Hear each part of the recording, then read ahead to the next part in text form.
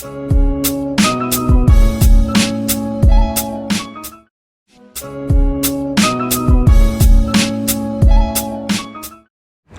Friends, എല്ലാവർക്കും നമസ്കാരം. നമ്മുടെ പുതിയ വീഡിയോയിലേക്ക് എല്ലാവർക്കും ഹൃദയം സ്വാഗതം.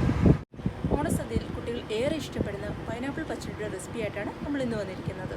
വൈകാതെ നമുക്ക് വീഡിയോയിലേക്ക് പോകാം.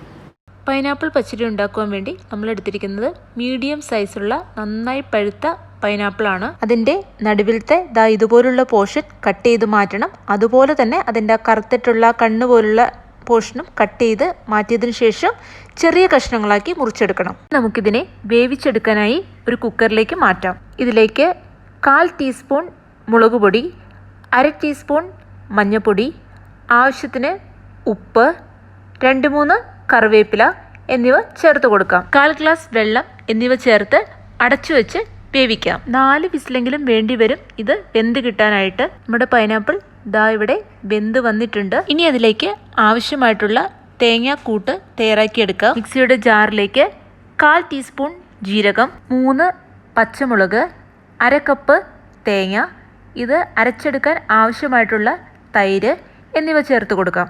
ഇതിനെ നന്നായിട്ടൊന്ന് അരച്ചെടുത്തതിന് ശേഷം പൈനാപ്പിൾ വേവിച്ച് വെച്ചതിലേക്ക് ചേർത്ത് കൊടുക്കാം. തൈര് എടുക്കുമ്പോൾ അധികം പുളിയില്ലാത്ത തൈര് നോക്കി വേണം എടുക്കാനായിട്ട്. ഇത് നന്നായിട്ടൊന്ന് ഇളക്കി യോജിപ്പിച്ചതിന് ശേഷം അല്പം കടുക് ചതച്ചത് ചേർത്ത് കൊടുക്കുന്നുണ്ട്. ഇതിലേക്ക് ആവശ്യത്തിന് പഞ്ചസാരയും ഉപ്പും ചേർത്ത് കൊടുക്കാം. ഇനി ഇതെല്ലാം കൂടെ നന്നായിട്ടൊന്ന് തിളച്ചു വന്നു കഴിയുമ്പോൾ കറുത്ത മുന്തിരി ഇതിലേക്ക് ചേർത്ത് കൊടുക്കാം.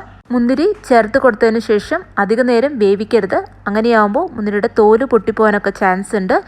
ഇനി ഇതെല്ലാം കൂടി ഇളക്കി യോജിപ്പിച്ചതിന് ശേഷം നമുക്ക് ആവശ്യാനുസരണം തൈര് ചേർത്ത് കൊടുത്ത് തീ ഓഫ് ചെയ്തിടാം.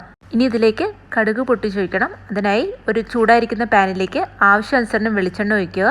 അതിനുശേഷം അതിലേക്ക് കടുക്, വറ്റൽമുളക്, ആവശ്യാനുസരണം കറിവേപ്പില എന്നിവ ചേർത്ത് കൊടുത്ത് പൈനാപ്പിൾ പച്ചടിയിലേക്ക് ചേർത്ത് കൊടുക്കാം. അപ്പോൾ വളരെ ടേസ്റ്റി ആയിട്ടുള്ള അതേസമയം ഈസി ആയിട്ടുള്ള പൈനാപ്പിൾ പച്ചടി ഇവിടെ റെഡി ആയിട്ടുണ്ട്.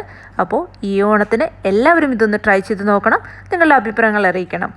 മറ്റൊരു കിടിലൻ വീഡിയോയുമായി ഞങ്ങൾ വരുന്നത് വരെ എല്ലാവർക്കും ബായ്.